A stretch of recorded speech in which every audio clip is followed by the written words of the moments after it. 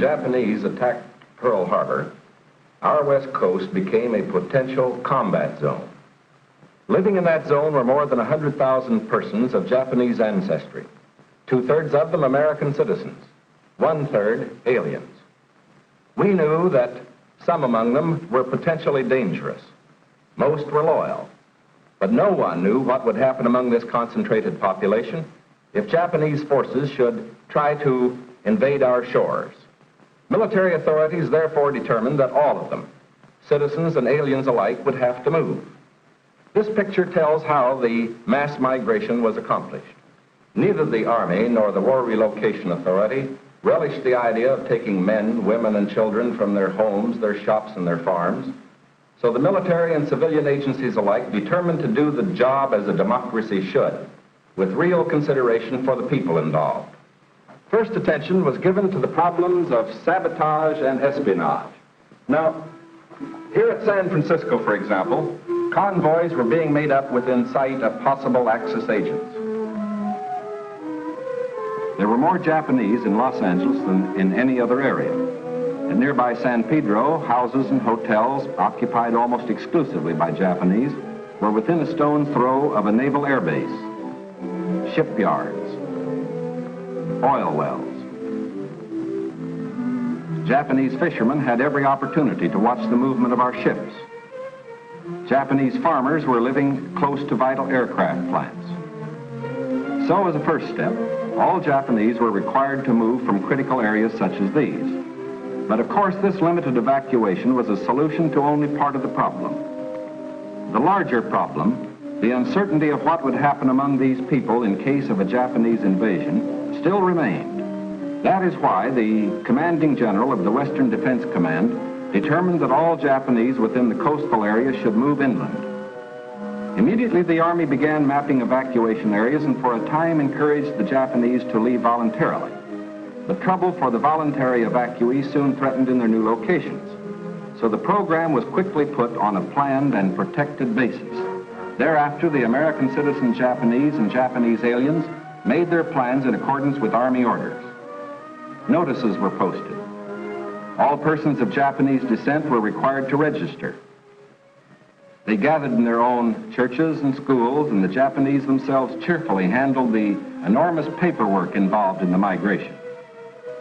Civilian physicians made preliminary medical examinations. Government agencies helped in 100 ways. They helped the evacuees find tenants for their farms. They helped businessmen lease, sell, or store their property. Now, this aid was financed by the government, but quick disposal of property often involved financial sacrifice for the evacuees. Now the actual migration got underway. The Army provided fleets of vans to transport household belongings and buses to move the people to assembly centers. The evacuees cooperated wholeheartedly. The many loyal among them felt that this was a sacrifice they could make in behalf of America's war effort. In small towns as well as large, up and down the coast, the moving continued.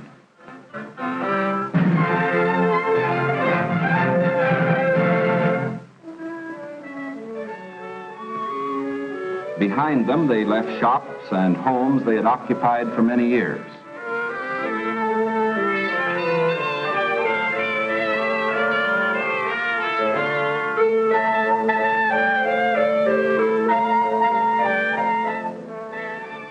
Their fishing fleets were impounded and left under guard.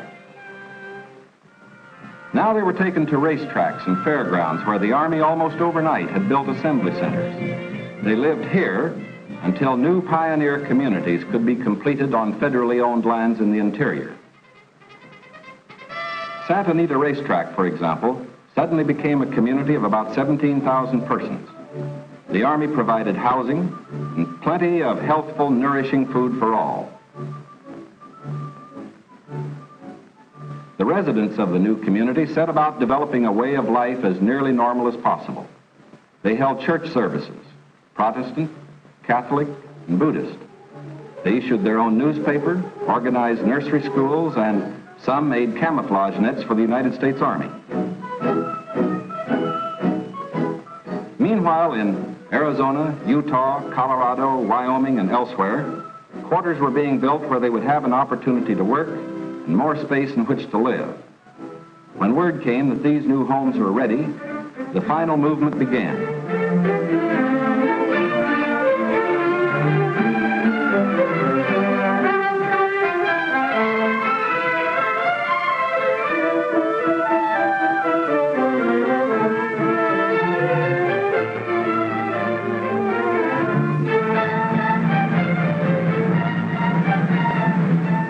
At each relocation center, evacuees were met by an advance contingent of Japanese who had arrived some days earlier and who now acted as guides. Naturally, the newcomers looked about with some curiosity. They were in a new area, on land that was raw, untamed, but full of opportunity. Here they would build schools, educate their children, reclaim the desert. Their own physicians took precautions to guard against epidemics. They opened advanced Americanization classes for college students, who in turn would instruct other groups.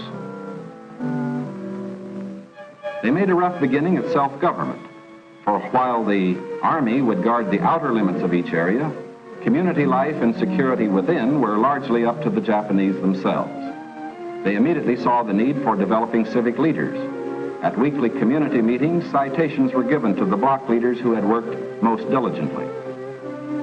Special emphasis was put on the health and care of these American children of Japanese descent.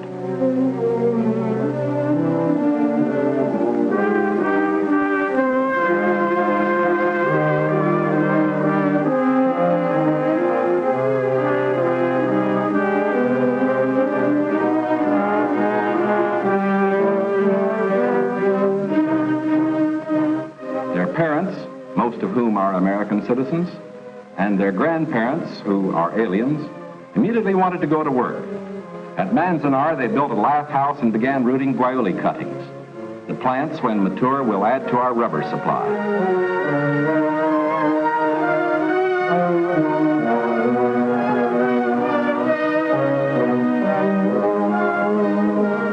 At Parker, they undertook the irrigation of fertile desert lands.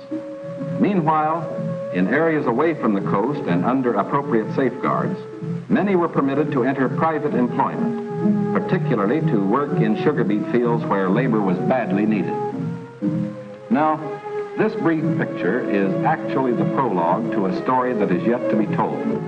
The full story will begin to unfold when the raw lands of the desert turn green, when all adult hands are at productive work on public lands or in private employment. It will be fully told only when circumstances permit the loyal American citizens once again to enjoy the freedom we in this country cherish, and when the disloyal, we hope, have left this country for good. In the meantime, we are setting a standard for the rest of the world in the treatment of people who may have loyalties to an enemy nation. We are protecting ourselves without violating the principles of Christian decency. And we won't change this fundamental decency no matter what our enemies do. But of course, we hope most earnestly that our example will influence the Axis powers in their treatment of Americans who fall into their hands.